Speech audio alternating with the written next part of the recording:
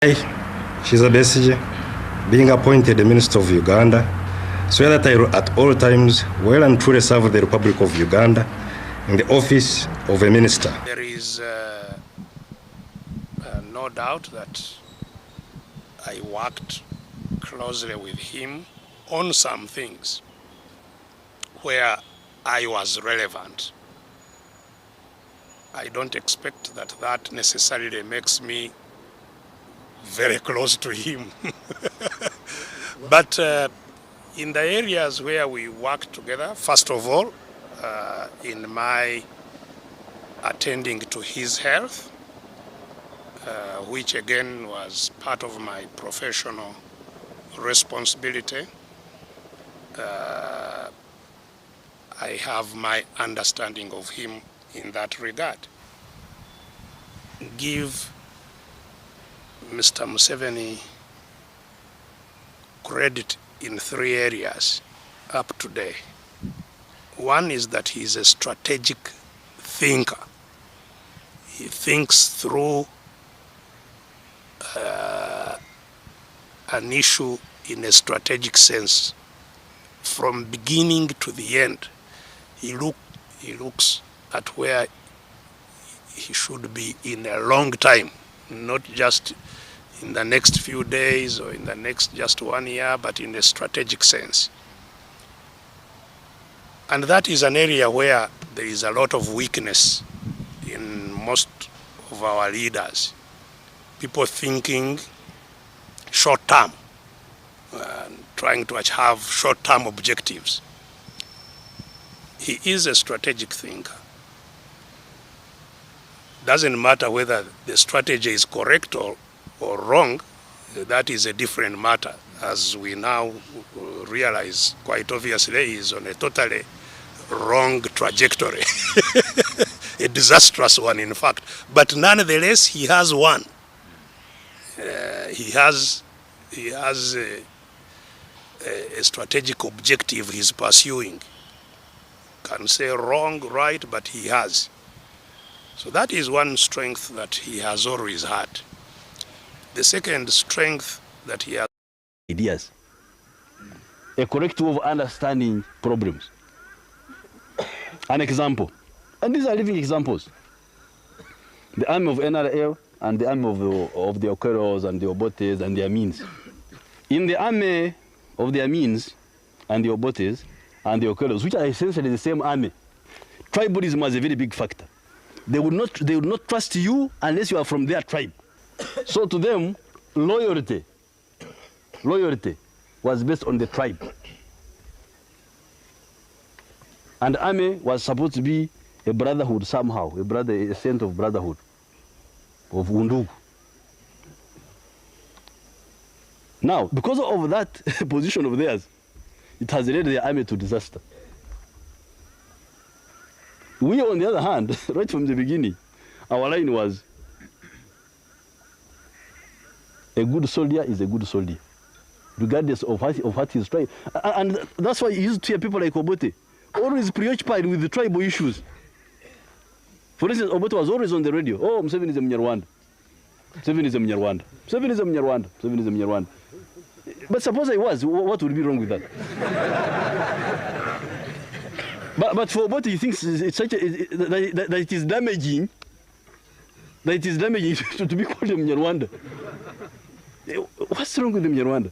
The only thing wrong I would see in Obote's statements was he was saying that I was pretending to be a Mnyankore when I was in fact a Mnyarwanda. That's the only damage.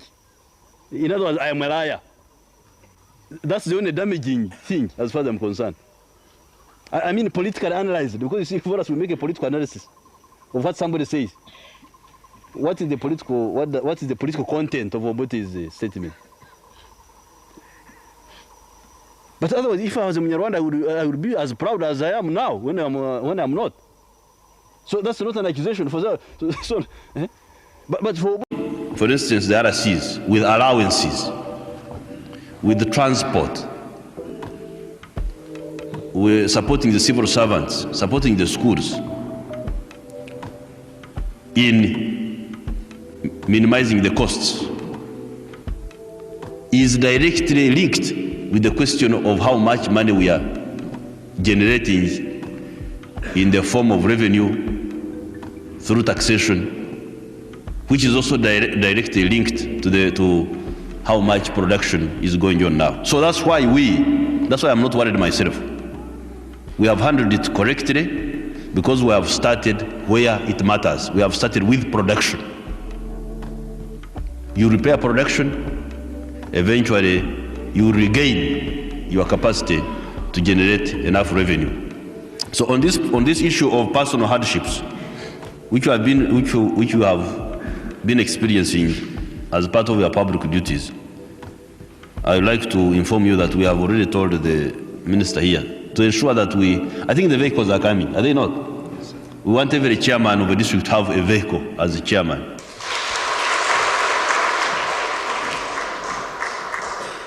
The minister says they will come in about a month's time. And then I'm also trying to work on the issue of bicycles. I think each chairman of the Gomborora and Muruka should have a bicycle, because that would also, we shall try to solve that problem. It has taken a long time also, but I think it will be solved.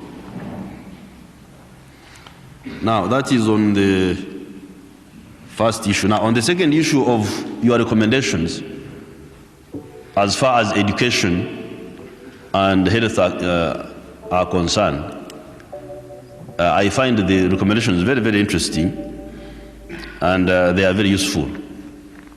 So I think the cabinet will go and now start working on them and harmonize them and hammer out a policy. That's exactly what I wanted. I wanted more broad consensus on these issues rather than just a narrower level of representation, taking decisions of this type. So I'm glad about your contribution. Now, on the real problem why I had called this Congress, the National Resistance Council, political organ, has now decided to implement our long-held wish to expand the National Resistance Council. And it will be expanded very soon. The program will be announced a bit later. Now, once the National Resistance Council is expanded, it will have the following categories of members. Group number one will be the Bush members,